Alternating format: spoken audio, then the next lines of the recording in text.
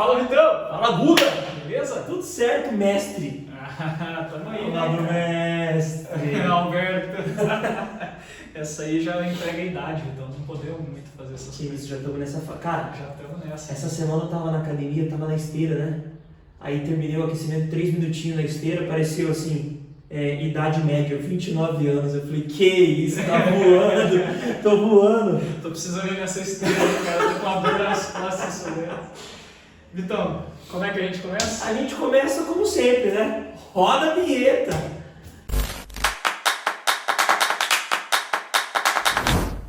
Vitão, essa semana a gente teve decisões aí nos campeonatos continentais. Que isso. Os brasileiros, conforme eu previ, não tiveram aquela facilidade conforme eu previ para avançar de fase, né? Uhum. A gente teve, talvez os que mais chamaram a atenção aí, o Flamengo passando em segundo lugar no grupo.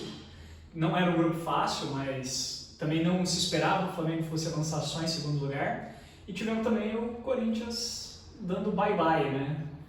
Era de se esperar, né? Era de se esperar, no sentido de, não, vamos lá, se fosse pelo começo do ano, contratou o Yuri Alberto, né, fez toda aquela estruturação, estava com o projeto do Lázaro ainda, existia uma esperança de fazer um bom campeonato, né? Mas logo depois das 2, 3 primeiras partidas ali, já se sabia que o resultado ia ser esse. A Sul-Americana foi lucro. Ficou difícil, né? Os resultados das primeiras partidas tornou difícil a classificação do Corinthians. Com certeza. Talvez tivesse tido um empate ali nos primeiros jogos, talvez pudesse até... ter sido diferente. E esse chaveamento também, né, prejudicou, porque, poxa, o Vanderlei agora acredito que esteja achando um caminho para botar o Corinthians nos trilhos, e se ele tivesse tido, aí coloca um pouco de sorte também, de decidir essas duas últimas partidas,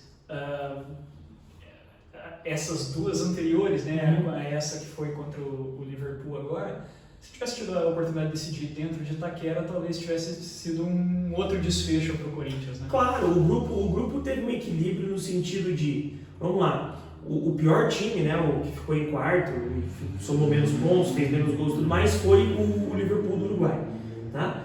E o Liverpool ganhou do Independiente Del Valle. A única vitória que o Liverpool teve foi do Independiente Del Valle, que o Independiente Del Valle estava vindo amassando todo mundo. Então, assim, por algumas combinações de resultados, seria possível uma classificação ali do grupo, tá? Acontece que, como você falou, dos 3 primeiros jogos, os dois foram em casa, foi em Itaquera, tá? E o Corinthians perdeu. Aí depois, para reverter essa situação dos 3 jogos da segunda fase, né, da segunda etapa da fase de grupos, serem fora de casa, daí complicou para o Corinthians. Outro que teve uma certa dificuldade para avançar também, que só conseguiu a classificação na última rodada, foi o Atlético Mineiro, né? Que agora comandado pelo pentacampeão. Inclusive, a gente está gravando hoje na sexta-feira, dia 30 de junho. Hoje faz 21 anos do pentacampeonato da seleção brasileira. Que isso. E comandando... Fazem 21 anos que o Brasil parou de jogar futebol. 2006 ainda foi bom. É maldade falar isso. 2006 o futebol ainda era bom. A Copa das Confederações de 2005 foi maravilhosa. Não, teve uma seleção fantástica também em 2006, né? Mas acabou parando naquela festa. Foi o Joga Bonito da Nike, foi o último, a régua que fechou a final ali, porque depois daquilo também não teve mais. Né? Mas o comandante dessa seleção, há 21 anos, pentacampeã, hoje é treinador do Atlético Mineiro. E Luiz Felipe Scolari. Luiz Felipe Scolari conseguiu no último respiro ali do Atlético Mineiro a classificação, né? Também era um grupo que eu já tinha colocado quando teve o sorteio dos grupos da Libertadores, eu tinha colocado o grupo do Atlético Mineiro e o Atlético Paranaense como os favoritos desse grupo, disputando de fato o primeiro e o segundo lugar, mas não esperava que o Atlético fosse classificar só no último jogo, lá no Paraguai ainda, enfrentando mais um caso de racismo, né? Dessa vez contra o goleiro Everson. Lamentável, né? Torcedores do Libertad imitando macacos, o próprio dirigente do Libertad em campo imitando macacos. Eu nem quero estender muito nesse tema, né, Guga? Mas assim, eu só deixo a minha opinião no sentido de os próprios jogadores europeus já falaram sobre isso, né? Cadê o exemplo da Premier League no resto do mundo? Ponto.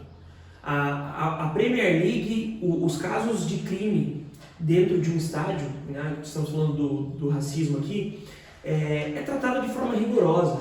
Essa pessoa ela não volta mais para o estádio, ela tem como se fosse uma tornozeleira eletrônica para essa pessoa voltar para um estádio, né? Então ela não volta.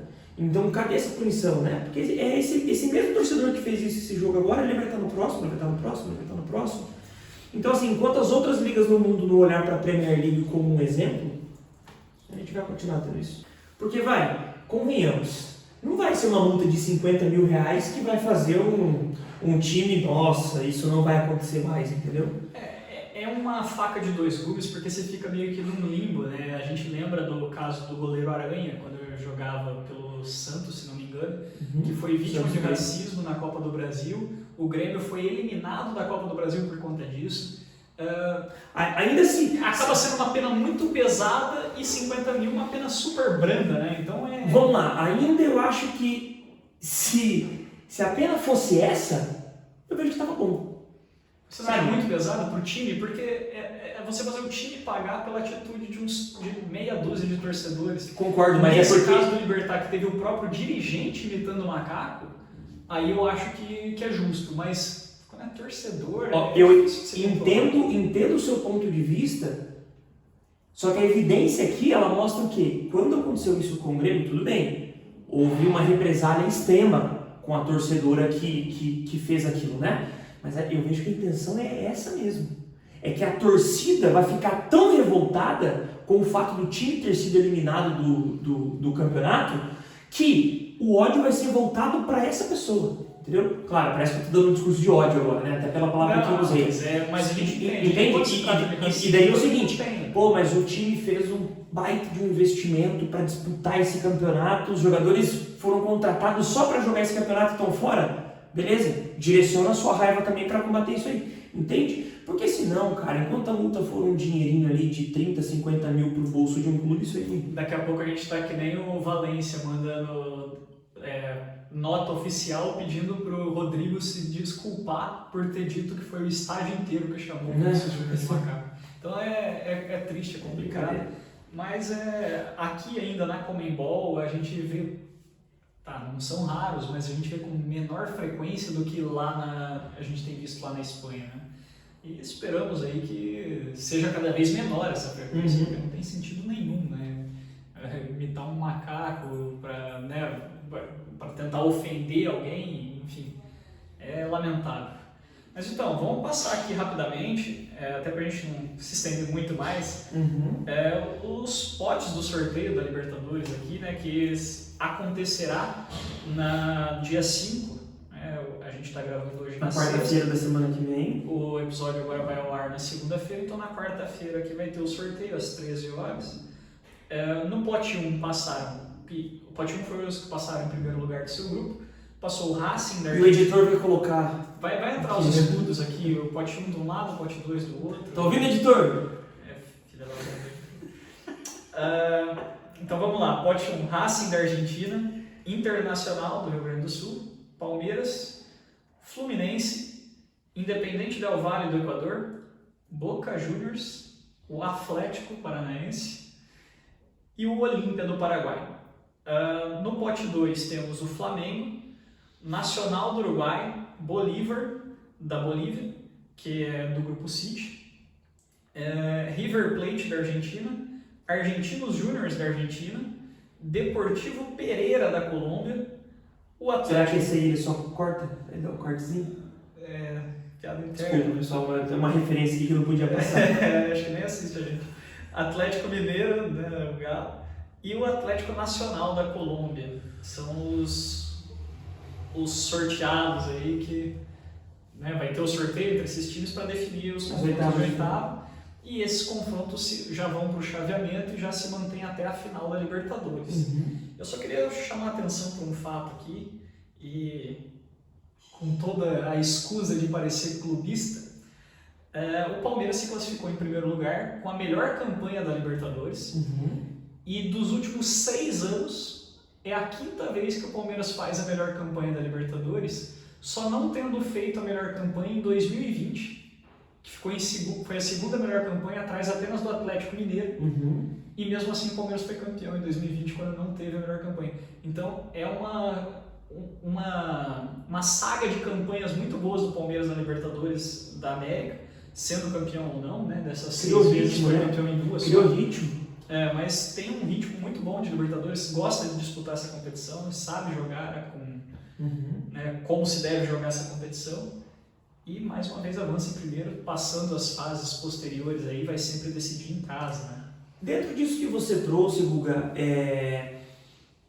claro, acredito que para muitos isso não foi surpresa, a classificação de Palmeiras, Flamengo e Atlético Mineiro, né? Que não sei se todos concordam com isso, mas vejo que os 3 principais elencos, não é time, né, como o Guga trouxe aqui da última vez, não é só os 11, mas tem um elenco robusto, não seria surpresa a classificação deles, apesar do Atlético Mineiro ter tomado aquele susto, o Flamengo também, enfim. Mas 2 ressalvas aí, eu vejo que é o Fluminense e o Atlético Paranaense, que fizeram boas campanhas na fase de grupos, fizeram bons jogos. O Atlético Paranaense teve essa questão, né, do Paulo Turra deixar o comando do time, o Felipão falar que não ia comandar nenhum time brasileiro, de repente saiu também, estava no cargo de direção. Manteve-se, né? Não definiu nenhum técnico ainda, mas manteve-se. Então, um olhar muito atencioso aí para o que o Fluminense e o Atlético Paranaense vão demonstrar ao longo ainda dessa Libertadores. O Fluminense está com o retorno do Marcelo, que ficou 40 dias fora. Coincidentemente, foi o período que o Fluminense decaiu, né, no Campeonato Brasileiro, mas retomou e o Marcelo voltou, o Fluminense voltou a fazer bons jogos. E daí, se me perguntar do Inter, eu acho o time do Inter muito frágil. Mas o time do Inter tem uma coisa interessante também, que com esse último jogo da Libertadores, ele chegou a uma sequência de 9 jogos sem derrota, né? Somando aí a todas as competições que disputa. Ele vinha muito mal, o Mano Menezes vinha sendo questionado, estava com uma sequência ruim de 4 ou 5 jogos, se não me engano, mas ele atingiu a marca de 9 jogos sem derrota. Evidentemente que ali a gente conta empates e vitórias, né? Mas já são 9 jogos sem perder e crescendo. Ainda temos o Ener Valencia para entrar, que foi uma baita contratação do Internacional, grande centroavante de Copa do Mundo. Vai jogar capitão da Seleção do Equador. Capitão da Seleção do Equador, vai jogar junto ali com o Luiz Adriano, né, que aparentemente sentiu um pouco as costas ou alguma outra lesão nesse último jogo da Libertadores ali. Mas antes disso colaborou em 2 gols do Inter, né, venceu por 3-1 ali e colaborou com 2 gols. Então é um time que a gente sempre põe em xeque pela capacidade e de fato deixa um pouco de suspeita, né? Mas é um time que, a meu ver, está no mesmo patamar ali do Fluminense. Talvez um patamar um pouco abaixo ainda do Atlético Paranaense, mas no mesmo patamar do Fluminense aqui. É que o Fluminense tem um grande diferencial, além do Cano, evidentemente, que, né, é sensacional como jogador, mas é o Diniz, né, que sempre tira um coelho da cartola, que sempre acha um jeito de fazer o time jogar para frente, de jogar bem, de conseguir os resultados. E o Marcelo também, que é fora de série. Eu vejo que o Inter tem muitos problemas ainda, sabe? Problemas de composição dentro do elenco. Eu não sinto o Inter um time tão preparado quanto o Fluminense. O Fluminense, tudo bem, se a gente olhar as últimas campanhas dos últimos anos, é uma coisa. Mas esse ano, vindo de um campeonato carioca, que já estava sendo unânime o Flamengo já há um bom tempo, esse ano o Botafogo e o Fluminense retomaram especificidades dentro do cenário nacional. O Inter não engrena já faz um bom tempo no gauchão, tá? Apesar de que no brasileiro ali acaba terminando entre os 5 primeiros, mas há uns 2, 3 anos atrás eu colocava o Inter como um time que tinha um dos melhores elencos do Brasil e o resultado não vinha, tá? Parece aquele time que demonstra força, você vê força no elenco, mas na hora que você vê jogando não desenvolve. Você não vê exatamente, você não vê esse desenvolvimento dentro de campo. Não sei, é o técnico? O Inter investe sempre, é bairrista, por assim dizer, né? Os técnicos do Inter geralmente são técnicos gaúchos, aquela tradição gaúcha, no futebol retranqueiro, então, não sei. Vamos ver, né, cenas dos próximos capítulos aí. O Inter tem chance de pegar agora, talvez passou bem no grupo dele, né, passou em primeiro. Embora bons times tenham passado em segundo, como a gente citou aqui, River Plate, Flamengo e o Atlético Mineiro, mas o Inter tem chance de pegar um adversário um pouco mais fácil ali agora, né? E avançar também, né? Eu queria fazer um apontamento, a gente está trazendo bastante a questão do elenco, eu queria fazer um apontamento de uma entrevista que eu vi essa semana do Vampeta falando, né? Ele falava especificadamente do grupo do Corinthians, mas ele falava do Independente Del Valle. A folha salarial do Independente Del Valle ela é 180 mil dólares. Jogando um pouco para cima aí, vamos falar então que a folha salarial completa do Independente Del Valle é 900 mil reais. A gente está falando de um time que nas últimas edições tem feito boas campanhas. Nessa campanha joga um futebol para ser campeão da Libertadores dessa edição. Foi campeão ano passado da Sul-Americana. Foi campeão ano passado da Sul-Americana. E foi campeão esse ano da Recopa em cima do Flamengo. Perfeitamente. E então a gente está falando...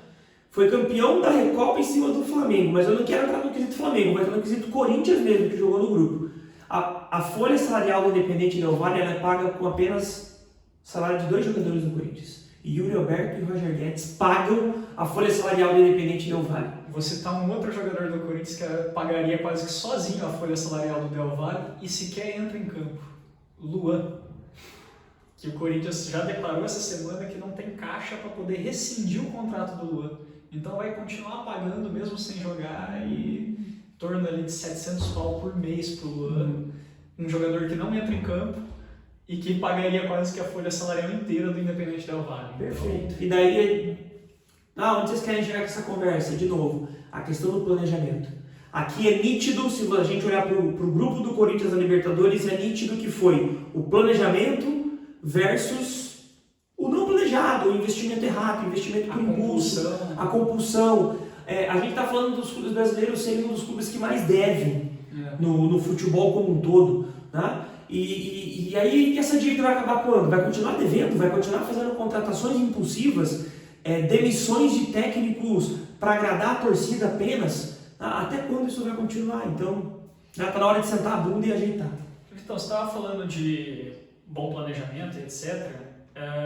E quando a gente fala disso, a gente já pensa no Botafogo, né, que é uma das melhores SAFs do futebol brasileiro hoje. E eu queria aproveitar o Botafogo para entrar aqui na... Não vou chamar assim que é maldade, mas para entrar na Sul-Americana, vai. A Sul-Americana também chegou nas suas fases finais aí. E a gente já tem aqui, a gente vai ter agora, né, os playoffs nos dias 12 e 19 de julho, se não me engano. Vão ter os jogos do playoff, que são ida e volta. Os classificados em segundo lugar da Sul-Americana pegam os terceiros colocados da Libertadores, né?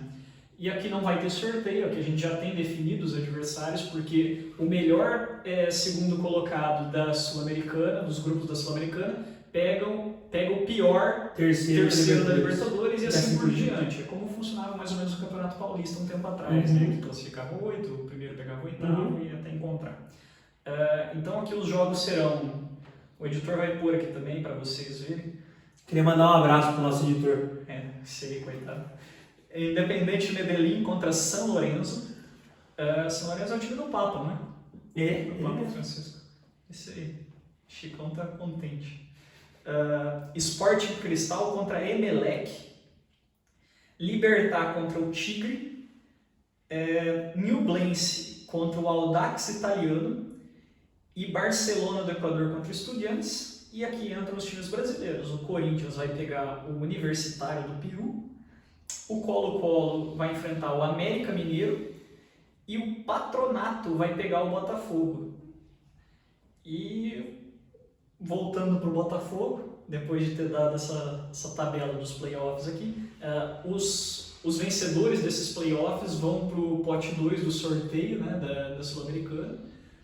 E o Botafogo está nesse meio aqui, a gente precisa falar do Botafogo, líder do Campeonato Brasileiro com 30 pontos, né, no último jogo do Campeonato Brasileiro que teve, venceu o Palmeiras, dentro do Allianz Parque. O Palmeiras não perdia há 31 jogos no Allianz Parque já, mais de um ano de invencibilidade. O Botafogo bateu o Palmeiras dentro do Allianz Parque. Só que o Botafogo está perdendo uma peça-chave desse time, Vitão. E não tem nem como julgar o cara, né? Sir Luiz Castro. Sir Luiz Castro, o verdadeiro Mr. Luiz Castro. O verdadeiro Mister, tá? E eu sou muito mais Luiz Castro do que Jorge Jesus, mas isso é para um outro capítulo. Eu aprendi a ser fã do Luiz Castro. Ele comentou a Copa do Mundo pelos canais de Sport TV. O olhar tático dele, o olhar técnico dele, eu achei fantástico, me impressionou bastante. E sim, para mim ele era o grande cérebro desse time. E aqui a gente vê o que é um técnico com o apoio da diretoria, porque um técnico não muda um time de uma hora para outra. Foi um ano ele ali no Botafogo, a torcida do Botafogo queria que ele fosse embora. Eu não sei que a torcida do Botafogo queria isso, sendo que o Botafogo não fazia nada já fazia muitos anos. E de repente um cara que consegue fazer um pouco melhor, mesmo assim, continua demitindo. Tá? A torcida não percebeu que o erro sempre é ela, e não é do Botafogo, falando de todas as torcidas do Brasil. E que vai lá, reclama, e o primeiro instinto da diretoria é demitir o técnico para abafar isso.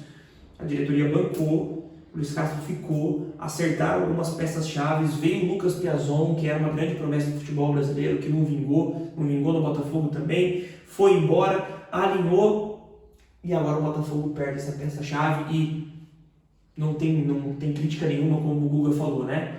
É uma bolada de dinheiro, ele falou na entrevista, e convenhamos, né? Por amor é só nós que somos torcedor.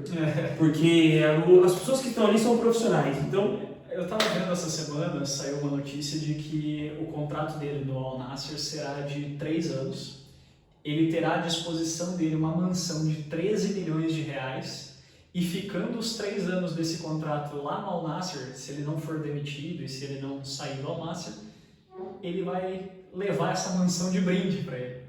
Fora o salário. Então, assim, a gente está falando de um... Que disseram que seria algo em torno de 3 a 4 vezes mais do que ele ganha aqui. Pelo que eu li, seria em torno de 2,5 milhões de reais por mês. Tá? Não é um salário astronômico, comparado com o Guardiola, o Simeone. Comparado, por exemplo, com o do Abel Ferreira, o do Abel está em torno de 2,5, 3 milhões por mês. Então, assim, a gente vê esse valor sendo pago aqui no futebol. Do Sampaoli deve estar nessa casa também, porque ele não fecharia com o Flamengo se não tivesse. Mas se a gente for comparar com a seleção brasileira, por exemplo, o Tite ganhava 3 milhões por mês na seleção brasileira. Não é tão longe disso também, né? E assim, o próprio Luiz Castro na entrevista, ele se defendeu dessa decisão que ainda não está pública, pelo menos enquanto a gente está gravando aqui, ainda não está pública, mas que é óbvio que vai acontecer. Ele se defendeu dessa decisão dizendo o seguinte, que ele é uma peça num projeto do Botafogo, e não o Botafogo é uma peça no projeto dele. Ou seja, ele saindo, o projeto continua. Com ele ou com outra pessoa, o projeto continua. Perfeito. E ele acredita que o Botafogo vai manter essa postura dele aí até... não sei, final do ano, até findado esse projeto, enfim. Eu vejo que não tira o favoritismo do Botafogo de levar o Campeonato Brasileiro ainda. Falamos do time do Botafogo na semana passada. Eu vejo que tem que ser pontual. Tá? Da mesma forma que trouxeram o Luiz Castro, o próximo técnico que vir para o Botafogo, ele tem que comprar o projeto. Porque se o Botafogo insistir nos mesmos técnicos de sempre do futebol brasileiro, não estou falando que não tenha que ser um técnico brasileiro, mas se investir nas mesmas peças de sempre, pode ser que seja uma peça que prejudique esse projeto. Tá? Eu vou escancarar a porta aqui mesmo. Vai trazer um Abel, vai trazer um Mano Menezes, vai trazer um Luxemburgo, as mesmas pessoas, Jair Ventura, as mesmas pessoas de sempre, vai estragar o projeto que o Botafogo tem. Tem que trazer alguém que compre a ideia e que jogue... gestor de elenco principalmente. Exato, e que jogue o que o Botafogo tá se propondo, sabe? Tem que ser muito dentro disso agora, tá? Então eu vejo muito nesse quesito. E tem um ponto, Guga. O John Textor falou que iria tentar fazer uma contraproposta, tá? Mas possivelmente ia bater exclusivamente no quesito salário. E o Luiz Castro já veio falando que o olhar do Luiz Castro é para projeto. Então um longo prazo. O que o futebol árabe está fazendo? Está trazendo grandes jogadores, ele tem a mansão que está vindo junto. Esse salário com certeza vai girar muito mais rápido do que giraria aqui no Brasil. Tá? Porque a gente está falando de um salário de Abel Ferreira que já está aqui no Brasil há 3 anos. E entendeu? Tem ganhado, né? E tem ganhado para chegar nesse salário. O Luiz Castro ainda não tinha ganho nada, já ia chegar num teto como ele. Então, assim... Tava muito emocionado. Né? Não tem como defender, não tem como ele falar que ele não deveria ir, né? É difícil. Me lembra muito a época que o governo chinês estava financiando o futebol lá na China, né? Que os caras vinham com propostas exorbitantes e os jogadores, poxa, são profissionais, eles têm que garantir o futuro da família, né? E eles só aceitavam, e o futebol chinês ficou tão recheado de bons jogadores que o próprio EA Games colocou o campeonato chinês no FIFA na época. E alguns dirigentes da UEFA comentaram que o futebol árabe realmente está atrativo, indo de encontro com o que o John Textor falou, que você mencionou no último capítulo, que a diferença do futebol árabe para o futebol chinês, de novo, daqui a pouco as pessoas vão falar assim, o Vitor é engenheiro, né? Porque é um projeto. O futebol chinês faliu, tudo bem, teve a questão da economia também da China, da construtora, que acabou girando ele em outros fatores, mas o futebol chinês contratou deliberadamente e ele pagava rios de dinheiro deliberadamente. O futebol árabe tem um projeto. Quem são os jogadores que vão vir? Como é que vai ser o pagamento para esses jogadores? Tem tudo isso. O futebol chinês ele quebrou por uma singela mudança de legislação. Antes, o governo estava tentando fomentar o esporte no país e ele estava financiando, ele estava subsidiando a contratação de bons jogadores, dando até 50% dos salários. Então facilitou para as empresas chinesas investirem no futebol. E de uma hora para outra, a legislação chinesa mudou e isso que era subsídio virou um empréstimo e eles tiveram que restituir esse valor e todas as contratações que fossem feitas, inclusive sobre o salário, teria imposto sobre o valor pago para os atletas. Então, assim, virou um negócio completamente inviável para qualquer empresa, para qualquer clube que fosse investir no futebol lá na China. Ao contrário do futebol árabe, que, poxa, a Arábia é financiada exclusivamente pelos sheiks que fizeram o país, né? Então, eles não vão se taxar, né? E mesmo que façam, sai deles para ir para eles. Aquele vídeo do Chaves vendendo churros para ele mesmo, sabe? Exatamente. Então, eu acho que assim, não sei se é um projeto que vai ser sustentável por muito tempo, mas a gente vê que já a Arábia Saudita já tentou se colocar como sede numa Copa do Mundo em 2030, retirou a candidatura, mas talvez seja um projeto que eles estejam começando agora para se candidatar para 2034. Então, agora vamos supor que eles consigam ser eleitos para 2034 sediar a Copa, de 34 para frente já começa a ser outra incerteza. Mas até lá, bicho, quem está escalado para ganhar dinheiro ali, vai lavar a égua de ganhar dinheiro, assim como o Hulk fez na China. Ganhou rios de dinheiro lá na China, depois voltou. Saiu na hora certa de lá. Então, só para encerrar esse assunto também, para a gente encerrar o vídeo que já deve estar ali no nosso tempo também, eu queria deixar aqui os meus pêsames ao torcedor santista, que o Santos foi eliminado ontem. Também, mas o Santos foi eliminado ontem pela Cebolinha do Outback na Sul-Americana. O clube, nem sei de onde que é esse time. Blue Union. E cara, o Santos tá indo junto com o Titã lá pra ver o Titanic, né, cara? Porque, poxa, o que vai ser do Santos então? Cara, que fase do Santos. Eu não sei como é que o Santos vai se reconstruir. Eu vejo que essas histórias do esporte são as mais interessantes, sabe? São esses momentos de reconstrução.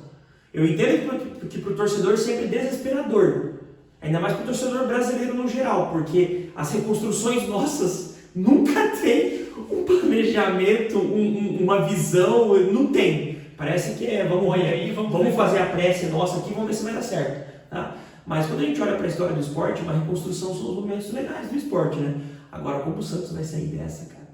Aí você olha o elenco, o jeito que tá, as contratações, o jeito que tá, e de repente a diretoria está pensando em construir um novo estádio. Eles já descartaram, até porque eles iam fazer em parceria com a W Torre, né? E visto a briga que está tendo entre a W Torre e o Palmeiras lá, eles já descartaram o modelo de negócio. Mas é um pouco triste, é um pouco complicado, e a gente vê o Paulo Turra começando agora aí. Vamos ver se ele vai dar um jeito, né? Se ele vai conseguir. É que eu falei do outro vídeo também, o Campeonato Brasileiro está muito brigado, eles estão brigando com muita vontade para ser rebaixado. Então, assim, talvez o Santos consiga escapar ainda pelo começo que teve, né? Mas... O Paulo Turra deu um depoimento falando assim, estou empolgado, hein? Tem muito para ser trabalhado aqui. Eu queria entender, com certeza não foi em termos de... Tem muito para ser trabalhado em termos de potencial, né? Acho que tem muito para ser trabalhado em termos de arrumar a casa, porque... Rapaz do céu. É uma tristeza. É complicado. É uma tristeza. Vitão, chega. Chega, Guga! Valeu? Só queria fazer uma observação, hein? Copa do Mundo. Você falou de São Lourenço na Sul-Americana, o time do Papa. São Lourenço foi o último clube do futsal a ser campeão da Libertadores. Fora Brasil. Fora Brasil. Então, vamos ver o que vai dar. Galera, deixa pra gente a opinião de vocês aí. Se inscrevam na bolinha aqui, que eu nunca sei onde é que ela fica certinho. Mas semana que vem estamos aí de novo, né? E vamos que vamos. É isso aí. Deixe seu like, ative o sininho, compartilhe com os amigos. Valeu, galera. Um abraço. Tchau, tchau.